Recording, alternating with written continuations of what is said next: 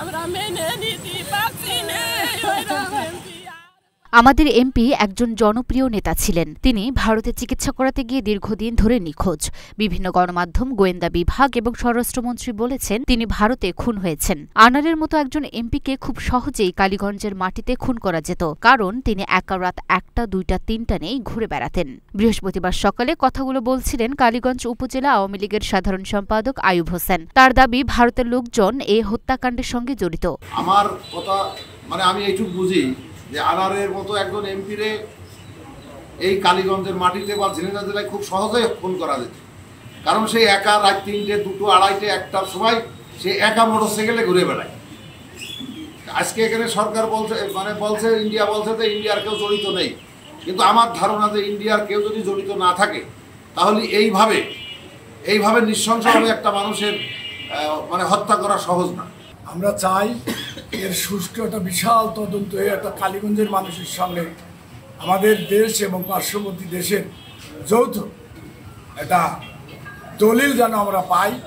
আমাদের একটাই দাবি, আনারুল আজিম আনারের লাশ অবিলম্বে আমাদের মাঝে আনা, সে যে প্রক্রিয়ায়।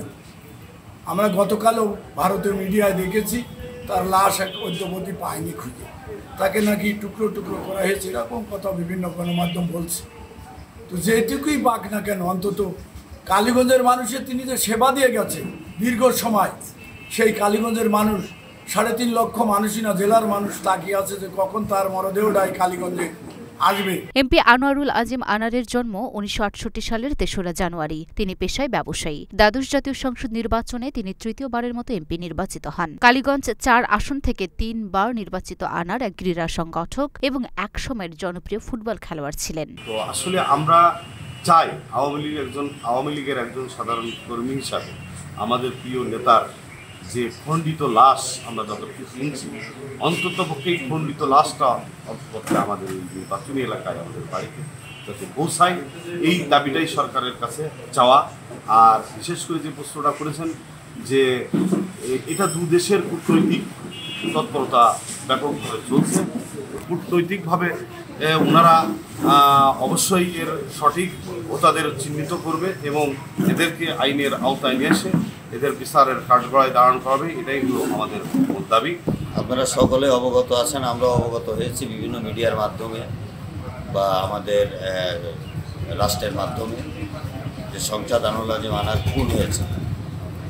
তো আমরা ধরে নিয়েছি যে উনি খুন হয়েছে। এখন আমরা হাজার হাজার নেতাকর্মী, আমাদের আওয়ামী লীগের নেতৃবৃন্দ, আমরা সবাই আশা করছি যে খুব দ্রুত সময়ের মধ্যেই সরকার আমাদের তার ডেড বডিটা অন্তত আমাদের কালীগঞ্জের মানুষের কাছে পৌঁছিয়ে দেবেন এবং উনি কেন খুন হয়েছে, কিভাবে খুন হয়েছে সেটা তদন্ত চলছে। তদন্ত হওয়ার পরেই আমরা সকলেই এটা পরিষ্কার হব যে উনি কী কারণে খুন হয়েছে।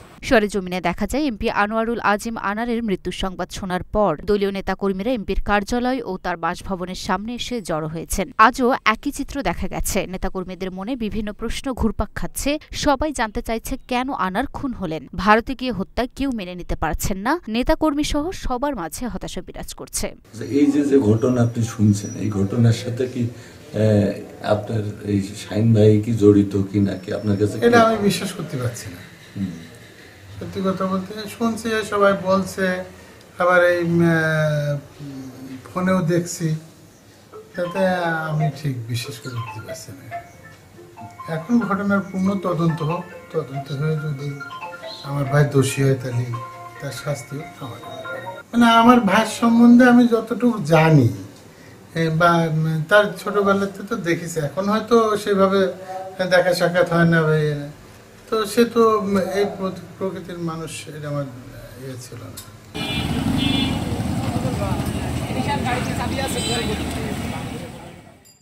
Luna Afroz Nipa, Dhaka post.